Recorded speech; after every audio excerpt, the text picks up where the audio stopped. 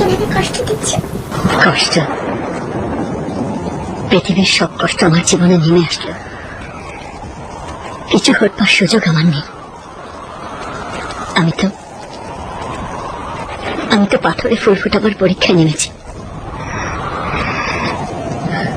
আমার প্রিয় মন যত কঠিন পাথরেই গড়া হোক না কেন, সেখানে আমি প্রেমের ফুল ফুটিয়েই ছাড়ব।